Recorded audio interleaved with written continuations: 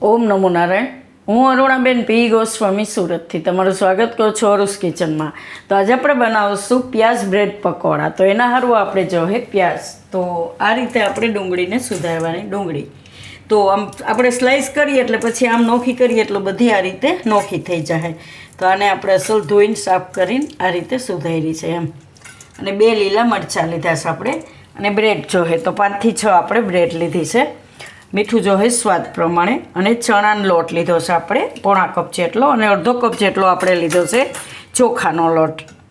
અને થોડુંક આદું નાખશું એમાં, લીલા ધાણા, 1 લીંબુ, થોડોક આપણે લીધો છે પેરી પેરી મસાલો. તો તમે કોઈ પણ મસાલો તમારી પાસે હોય કે તમને ભાવતો હોય નાખી શકો એમ.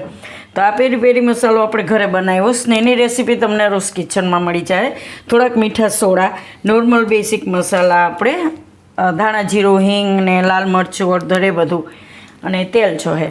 બસ આટલી જ વસ્તુ આપણે જરૂર પડશે એમ. તો પહેલાં આપણે મસાલો તૈયાર કરી લેવું. તો આ ડુંગળી આપણે ધોઈને સાફ કરીને જ લીધી છે. તેને આપણે કોઈ પણ એક વાસણમાં આ રીતે લઈ લેવું.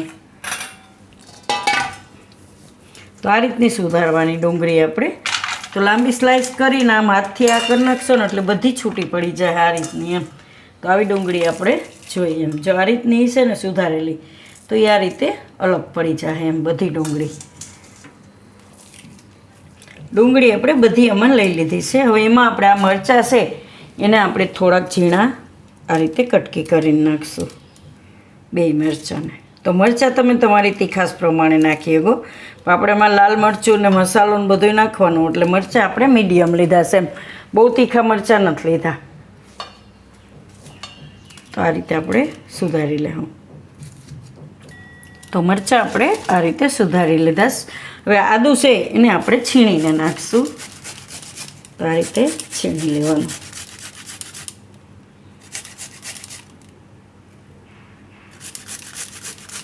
તો આદું આપણે છીણી લીધું છે. એમાં નાખી દેવું લીલા ધાણા આપણે. ને બીજા મસાલા નાખી દેવું. મીઠું નાખી દેવું સ્વાદ પ્રમાણે.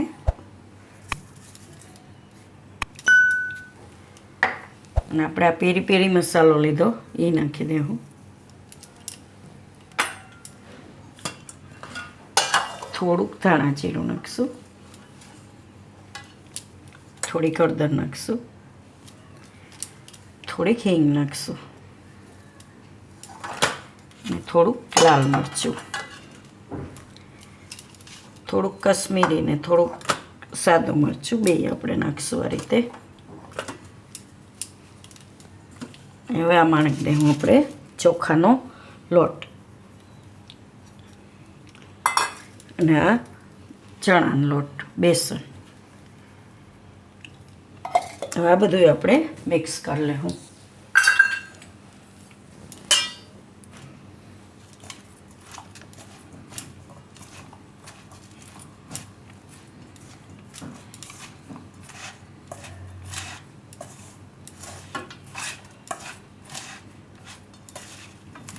જરૂર પડે એ પ્રમાણે પાણી નાખીને બધું મિક્સ કરી લેવું આપણે. તો આમાં આપણે હવે થોડું થોડું પાણી નાખતા જાઉં ને મિક્સ કરી લેવું.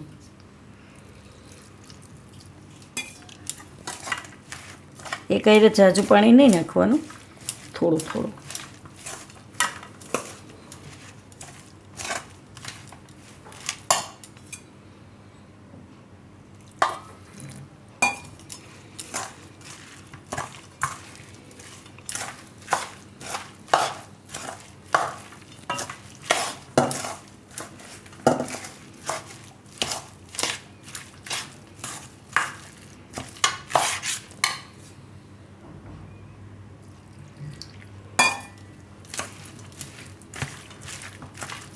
ચોખાનો લોટ હોય ને એટલે પાણી પીએ. બાકી ચણાનો લોટ હોય ને તો બહુ પાણી આપણે જરૂર ન પડે એમ. એટલે થોડુંક વધારે પાણી એમાં આપણે જરૂર પડે. ખાલી બેસન હોય તો પાણી ના જોઈએ છાજો, કેમ કે ડુંગળીમાં પાણીનો ભાગ તો હોય જ.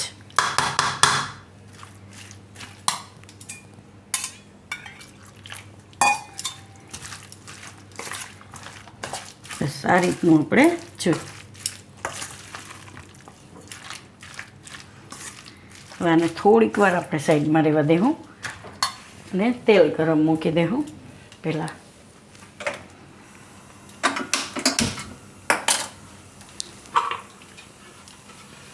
હવે આપણે આ બ્રેડ છે એને આપણે ટુકડા કરી લેવું.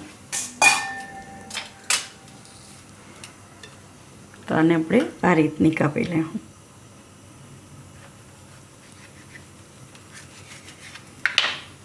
આ રીતના એકના 2 ભાગ એ રીતે બધી બ્રેડ એ રીતે કરી લેવું.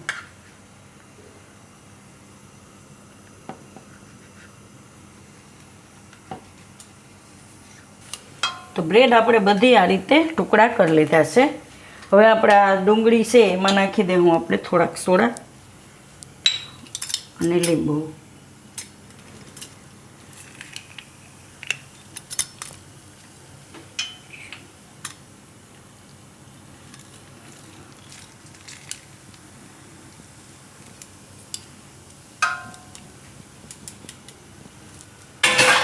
આને મિક્સ કરી લેવું આપણે.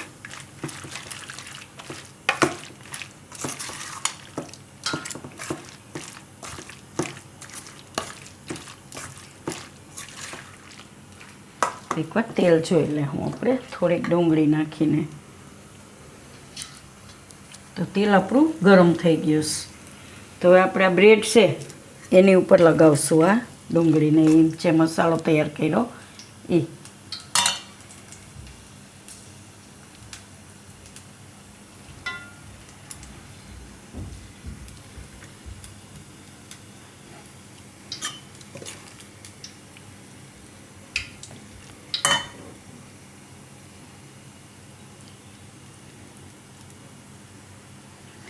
આ રીતે આપણે એને 2 બાજુ લગાવવાની છે.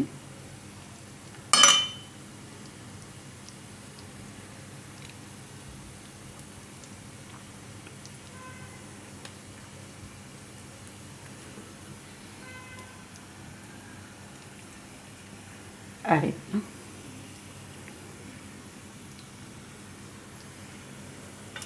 અને આપણે એકદમ ધીમેથી તેલમાં મૂકી દેવું અને તરાવા દેવું તેલમાં. આપણે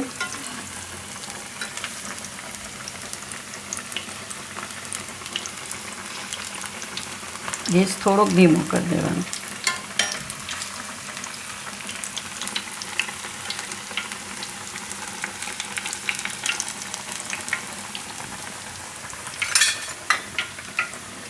પછી ફેરવી લેવાનું ધીમેથી, 2 બાજુ પકાવી લેવાનું. એ પાકે ત્યાં બીજું આપણે બનાવી લેવું એ રીતે.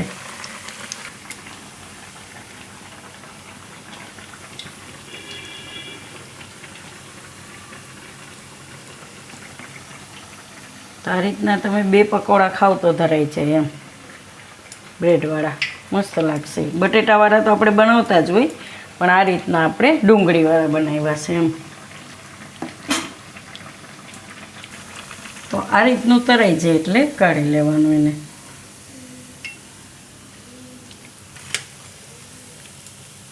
તો બધા એ રીતે આપણે બનાવી લેવું.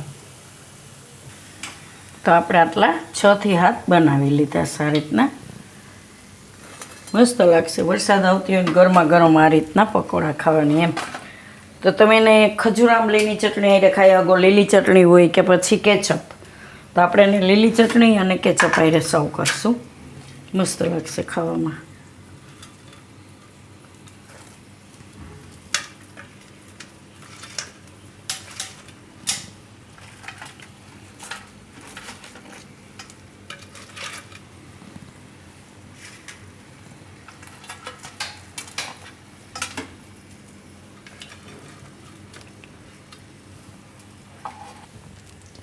તો તૈયાર છે આપણા પ્યાઝ બ્રેડ પકોડા. તો જો તમને મારી આ રેસીપી પસંદ આવી હોય તો એને લાઈક કરજો, શેર કરજો અને મારી ચેનલને સબસ્ક્રાઈબ કરજો અને બેલ આઇકન દબાવવાનું ના ભૂલતા. કમેન્ટ કરીને કહેજો કે તમને કેવા લાગ્યા પ્યાઝ બ્રેડ પકોડા.